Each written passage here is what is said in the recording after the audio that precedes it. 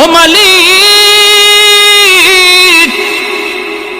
জাহান্নামে থাকবে তো জানলাম, চিরকাল জাহান্নামের শাস্তি ভোগ করবে। শাস্তিটা কেমন? আল্লাহ বলে ভয়ঙ্কর শাস্তি, ভয়ঙ্কর। সাধারণ জাহান্নামীরা এত শাস্তি পাবে না যতটা শাস্তি পাবে একজন খুনি। জাহান্নামের ভিতরে সে এতটাই কষ্টে থাকবে। জাহান্নামের আযাবেরও ধরন আছে রে ভাই, সবার আযাবের ধরন কিন্তু একরকম নয়। আল্লাহ বলেন, দুনিয়াতে যারা ইচ্ছাকৃত কেউ কাউকে খুন করলো, জাহান্নামের ভিতরে তার আযাবটা হবে সবচেয়ে বেশি যন্ত্রণাদায়ক। জাহান্নামের ভিতরে তার আযাবটা হবে বড় কঠিন। এজন্য ভাই একটু খেয়াল করে শুনো রে আল্লাহর গোলাম। মায়ার নবী বলেন, হাসরের মাঠে আল্লাহ আদালত নিয়ে যখন বসবে, বিচার কাজ আল্লাহ শুরু করবে। সর্বপ্রথম আল্লাহর আদালতে বিচার শুরু হবে খুনের মামলা দিয়া।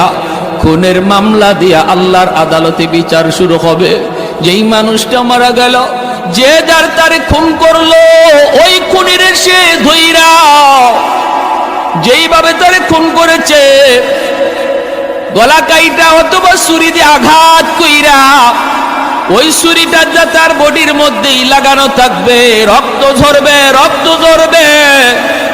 আর খুনিটার কলার ধইরা আল্লাহর আদালতে হাজির হয়ে বলবে, মালিক, দুনিয়াতে পয়সা ছিল, আমি মামলার রায় পাই নাই, আমারে খুন করেছে, আমার আওলাদ রে এতিম বানাইছে, আমার মা রে আমার বাবারে সন্তান হারা বানাইছে। সম্পদ ছিল তার, পাওয়ার ছিল তার, মন্ত্রী এমপি ছিল তার, জজ ছিল তার, উকিল ছিল তার, আমার সন্তান বিচার পায় নাই গো আল্লাহ। ও মালিক, অল্প দিন মামলা কাইটা, জেল কাইটা আবার বের হয়ে আসছি। এইভাবে আল্লাহর আদালতে কানবে আর বিচার দিবে। রব্বুল আলামিন হাসরের মাঠে যত অপরাধ দুনিয়াতে ঘটছে, মায়ার নবী বলেন, সবার আগে খুনের মামলার বিচার করবে, খুনের মামলার বিচার করবে।